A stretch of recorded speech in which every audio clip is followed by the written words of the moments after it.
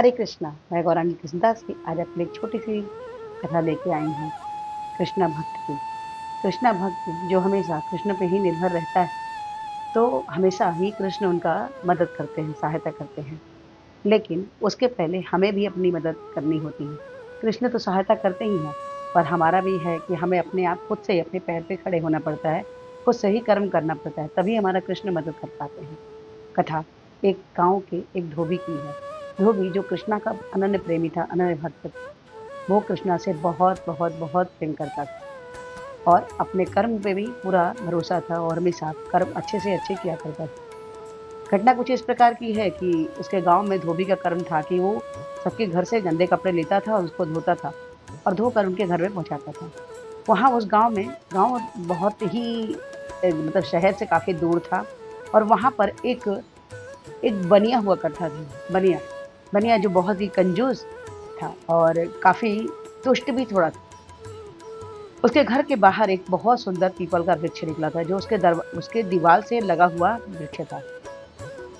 बहुत घना था और वहाँ पर एकदम घना होने के कारण गर्मी के दिन में वहाँ पे छाया बहुत अच्छी रहती थी, ठंडी हवा चलती थी। लेकिन किसी भी गाँव वाले का, किसी का भी हिम्मत नहीं था कि कोई भी वहाँ जाके उस पेड़ की छाँव के नीचे 2 पल भी गुज़ार सके, क्योंकि बनिया बहुत चिल्लाता था, क्योंकि उसको ये लगता था कि ये पेड़ मेरा है, ये छाया मेरी है, मैं इसमें किसी को रुकने नहीं देता था वो। वो बहुत ही कंजूस था।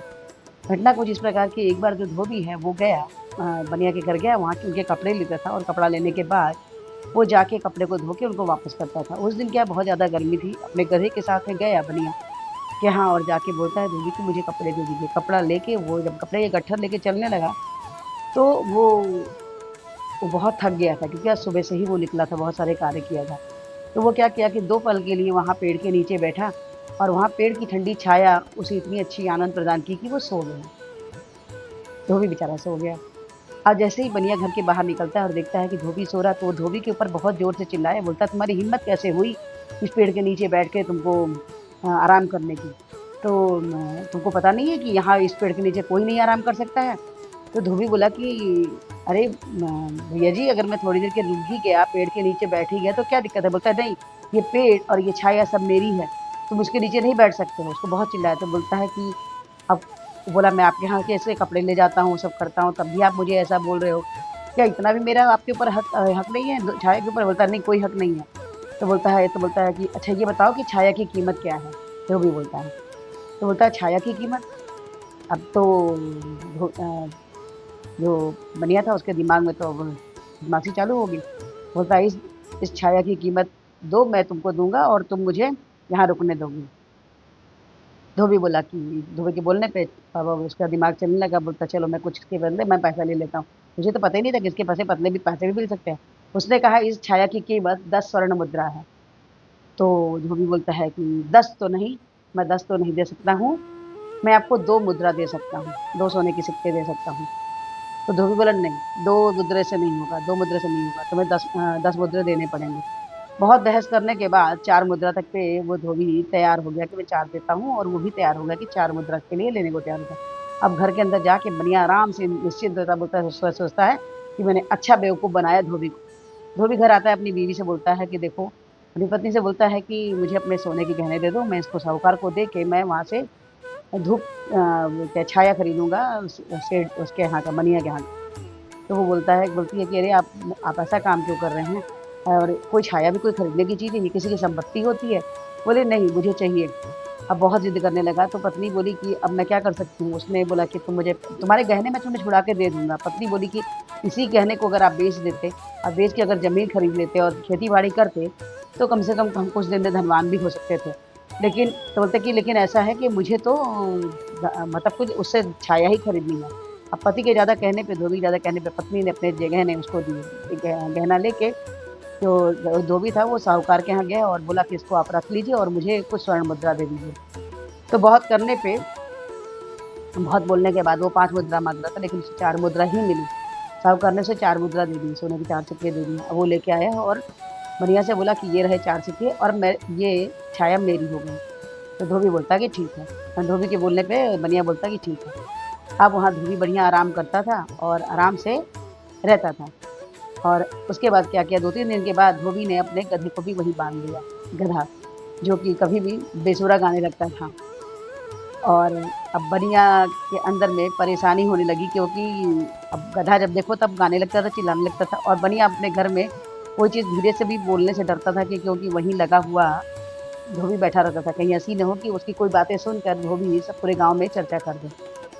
बनिया बहुत परेशान होने लग गया, लेकिन अभी धीरे-धीरे क्या हुआ कि धोबी जो था अपने 2-4 दोस्तों को बुला के वहाँ बैठने लगा, खटिया डाल के, चारपाई डाल के, और 2 अपने गधे को भी वहीं बाँधा था। गधा जब देखो बेसमय रटते रहता था, वो गाना गाते रहता था।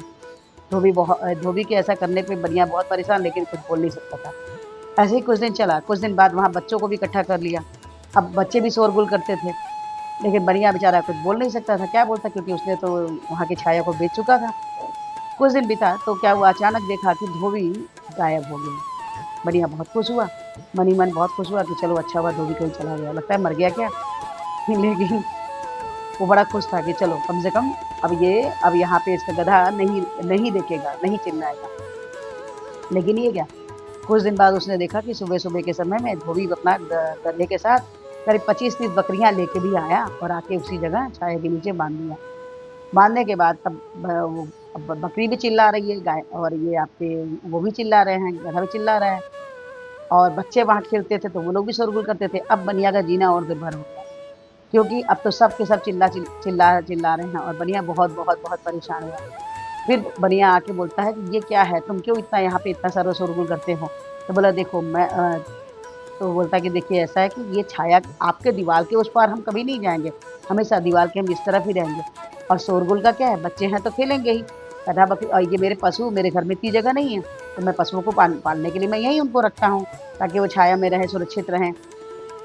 अब बनिया क्या कर सकता है, बनिया तो कुछ नहीं कर पाया, लेकिन वो बहुत ज़्यादा परेशान हुआ। बोलता है ऐसा है कि तुम अपने स्वर्ण मुद्रा लो, और ये छाया, मैं तुमसे ये छाया खरीदना चाहता हूँ।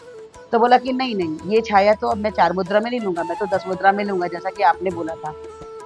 बनिया बेचारा क्या करता, वो गया, अब वहाँ पे मीटिंग लगी, वहाँ के मुखिया लोगों की मीटिंग लगी। मुखिया में बोला ऐसी-ऐसी बात है। बताया गया, सारी चर्चाएँ हुई, तो मुखिया बोले देखो आपने जब अपने हिसाब से बोला था तब उस समय धोबी ने आपको अपने पैसे दिए, लेकिन अब ये छाया के लिए आप बोल रहे हो, तो ये छाया भी, कहीं छाया भी बिकती है? तो वो बनिया के कहने पे और उसके धोबी के कहने पर जो है वो, क्योंकि बनिया बनिया सोचता था मैं बहुत चालाक हूँ, लेकिन धोबी क्योंकि कृष्णा भक्त था, उसको अपनी बुद्धि ने उसने लगाया कि मैं इस तरह, ये सबको परेशान करता है, इसको किस तरह से परेशान किया जाए।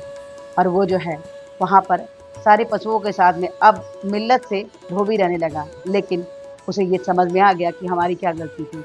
उसने अपनी गलती के लिए क्षमा माँगी, और प्लस धोबी को उसने 8 स्वर्ण मुद्रा भी दी, डबल करके मुद्रा दिया, और जिससे धोबी अपने अपने घर में पशुओं के लिए घर बनाया, और वहाँ पे सब मिल्लत से पूरे गाँव वाले हँसी-खुशी से रहने लगे। ये कहानी, ये कथा इसलिए कही जा रही है कि हमें, अगर धोबी ने अपना दिमाग न लगाया होता, कृष्णा की दी हुई जो दिमाग जो होती है, जो बुद्धि होती है, अगर उसको यूज़ न किया होता, तो क्या वो धोबी से इस तरह से लड़ाई मतलब करके अपने पूरे गाँव वालों को छुट्टी दिला सकता था? बिल्कुल भी नहीं। लेकिन वहीं धोबी भी सुधर गया, और गाँव वालों के संग धोबी सुधरा तो था ही, सॉरी, धोबी तो अच्छा था ही, साथ में बनिया भी बहुत अच्छा हो गया, बाकी लोगों से उसके संबंध अच्छे हो गए, सब मिल-जुल के सारे गाँव वाले खुशी-खुशी रहने लग गए। ये छोटी-सी कथा आपको कैसी लगी? अगर अच्छी लगी हो तो प्लीज़ लाइक कीजिए, शेयर कीजिए, सब्सक्राइब कीजिए, और इस वीडियो के थ्रू हमारी विनम्र प्रार्थना है कि हमारी पूर्ति है 4 श्लोक बाद हमें हरे कृष्ण महामंत्र जपने के लिए बोले हैं, जो कुछ इस प्रकार से है, हरे कृष्ण, कृष्ण कृष्ण हरे हरे, हरे राम, राम राम हरे हरे। तो प्लीज़ हरे कृष्ण महामंत्र जपिए और कृष्णा के सबसे प्रिय बच्चे बन जाइए। तो आज से ही एक माला जपिए, अच्छा लगता है तो 2, 2 से 4, 4 से 6, 6 से 8, 8 से 16। जैसे ही आप 16 माला जपते हैं, कृष्णा के सबसे प्रिय बच्चे बन जाते हैं। तो हरे कृष्ण महामंत्र जपिए और कृष्णा के सबसे प्रिय बच्चे बन जाइए। हरे कृष्णा, राधे राधे।